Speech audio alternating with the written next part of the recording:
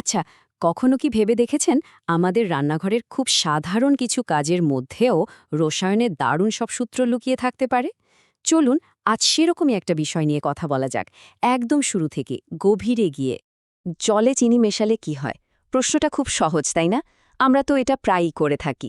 কিন্তু এই অতি সাধারণ কাজটার মধ্যেই বিশ্বাস করুন রসায়নের একটা মস্ত বড় রহস্য লুকিয়ে আছে। চলুন তো আজ সেই রহস্যটাকে একটু ভেদ করা যাক। তো জলে চিনি মেশানোর পর যে মিষ্টি জলটা তৈরি হলো ওটাকে বিজ্ঞানীরা একটা বিশেষ নামে ডাকেন। নামটা হলো দ্রবণ। এখন প্রশ্ন হলো, এই দ্রবণ জিনিসটা আসলে কি? চলুন এর সংজ্ঞাটা একটু দেখে নেওয়া যাক। এখানে দেখুন একটা শব্দ আছে, সমসত্ব মিশ্রণ। এর মানে কি? মানেটা খুব সোজা। মিশ্রণের সব জায়গায় এর উপাদানগুলো একদম সমানভাবে মিশে থাকে। যেমন ধরুন, এক গ্লাস চিনির শরবতের প্রথম চুমুকটা যতটা মিষ্টি, একেবারে তলার শেষ চুমুকটাও কিন্তু ঠিক ততটাই মিষ্টি লাগে, তাই না? কারণ চিনিটা জলের প্রতিটা কোণায় সমানভাবে গুলে গেছে। আর এটাই হলো একটা আদর্শ দ্রবণের সবচেয়ে বড় পরিচয়। তার মানে যে কোনো দ্রবণের কিন্তু দুটো মূল পার্ট থাকে। একটা হলো দ্রাবক বা সলভেন্ট। এটা হলো সেই জিনিসটা যেটা বেশি পরিমাণে থাকে আর অন্য জিনিসটাকে নিজের মধ্যে গুলে নেয়। আমাদের এই গল্পের হিরো জল হলো সেই দ্রাবক। আর দ্বিতীয় পার্টটা হলো দ্রাব বা সলিউট। এটা কম পরিমাণে থাকে আর দ্রাবকের মধ্যে গুলে যায়, মানে আমাদের চিনিটা। সহজ, তাই না? আর এই যে দেখুন, পুরো ব্যাপারটা একটা সহজ সমীকরণে চলে এলো। দ্রাবক মানে জল আর দ্রাব মানে চিনি, দুটো মিলেমিশে তৈরি হলো দ্রবণ, মানে আমাদের শরবতটা।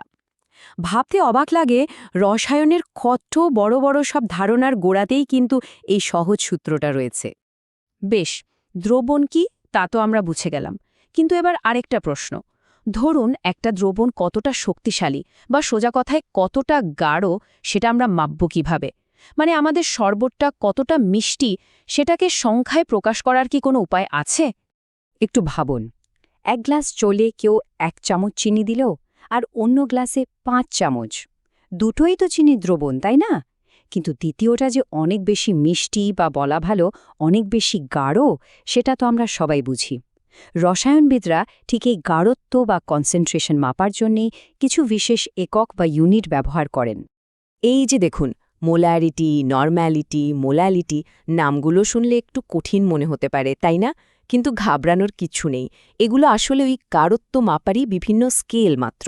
যেমন ধরুন মোলারিটি, এটা দিয়ে মাপা হয় প্রতি 1 লিটার দ্রবণে কত মোল দ্রাব গুলে আছে। এখন মোল আবার কি? আরে মোল হলো রসায়নবিদদের ডজেনের মতো একটা ব্যাপার, মানে একটা নির্দিষ্ট সংখ্যক অণু বা পরমাণুকে বোঝায়। সোজা কথায় এই এককগুলো বিজ্ঞানীদের একদম সঠিক হিসাব নিকাশ করতে আর দ্রবণের আসল চরিত্রটা বুঝতে সাহায্য করে। আচ্ছা, দ্রবণ আর তার গাঢ়ত্ব তো বোঝা গেল, কিন্তু আসল মজাটা তো এবার শুরু হবে। জানেন কি, যখন কোনো বিশুদ্ধ দ্রাবকে যেমন জলে অন্য কিছু মেশানো হয়, তখন ওই দ্রাবকটার কিছু ধর্ম একদম ম্যাজিকের মতো পাল্টে যায়।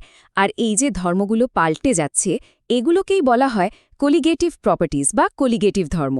চলুন দেখি ব্যাপারটা আসলে কি। এখানে সবচেয়ে গুরুত্বপূর্ণ আর অবাক করার মতো বিষয়টা কি জানেন? বিষয়টা হলো, আপনি জলে চিনি মেশালেন নাকি নুন মেশালেন, তাতে কিছু এসে যায় না। আসল কথা হলো আপনি কতগুলো কণা মেশালেন। মানে কণার সংখ্যাটাই এখানে হিরো, তার পরিচয়টা নয়। যত বেশি কণা, ধর্মের বদলও তত বেশি। এটাই হলো কলিগেটিভ ধর্মের একেবারে মূল কথা। সাধারণত 4 ধরনের প্রধান কলিগেটিভ ধর্ম দেখা যায়: বাষ্পচাপ কমে যাওয়া, স্ফুটনাঙ্ক বেড়ে যাওয়া, হিমাঙ্ক কমে যাওয়া আর অভিস্রবণ চাপ। নামগুলো হয়তো একটু খটমট লাগছে, কিন্তু এগুলোর প্রত্যেকটা আমাদের চারপাশে সারাক্ষণ ঘটছে। যেমন একটু পরে আমরা দেখব কিভাবে স্ফুটনাঙ্ক বাড়ে। আবার শীতের দেশে বরফ গলাতে যে রাস্তায় নুন ছড়ানো হয়, সেটা হলো হিমাঙ্ক কমে যাওয়ার উদাহরণ। দারুণ না? তো এই 4টের মধ্যে থেকে আসুন আমরা স্ফুটনাঙ্কের উন্নয়ন বা বয়লিং পয়েন্ট এলিভেশনের ব্যাপারটা একটু ভালো করে বুঝি, কারণ এটা বোঝা তুলনামূলকভাবে বেশ সোজা আর এর কিছু চমৎকার বাস্তব উদাহরণও আছে।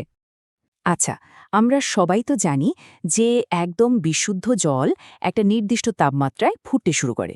বলুন তো সেই তাপমাত্রাটা কত? একদম ঠিক, 100 ডিগ্রি সেলসিয়াস। এটাকে আমরা একটা বেস লাইন বা ভিত্তি ধরে নিচ্ছি। এখন চলুন দেখি, এই বিশুদ্ধ জলে যদি আমরা কিছু মিশিয়ে দিই, তাহলে কি ঘটে? আর এইখানেই হলো আসল ম্যাজিকটা। জলে যেই আপনি নুন বা এই জাতীয় কিছু মেশালেন, অমনি তার স্ফুটনাঙ্ক আর 100 ডিগ্রি থাকে না, তার চেয়ে বেড়ে যায়। এর মানে হলো নুন জল ফোটাতে কিন্তু বিশুদ্ধ জলের চেয়ে বেশি গরম করতে হবে। এই ঘটনাটাকেই বলে স্ফুটনাঙ্কের উন্নয়ন। তাহলে পুরো আলোচনাটা শেষে একটা প্রশ্ন থাকলো। আমরা তো দেখলাম যে জলে কিছু মেশালে স্ফুটনাঙ্ক বেড়ে যায়, কিন্তু স্ফুটনাঙ্কের সাথে পারিপার্শ্বিক চাপের বা অ্যাটমসফেরিক প্রেশারেরও একটা সম্পর্ক আছে। সেই ধারণাটা কাজে লাগিয়ে কি বলতে পারবেন হিমালয়ের মতো উঁচু পাহাড়ি এলাকায় রান্না করতে বেশি সময় লাগে কেন? একটু ভেবে দেখুন তো, উত্তরটা কিন্তু আজকের আলোচনার মধ্যে কোথাও না কোথাও লুকিয়ে আছে।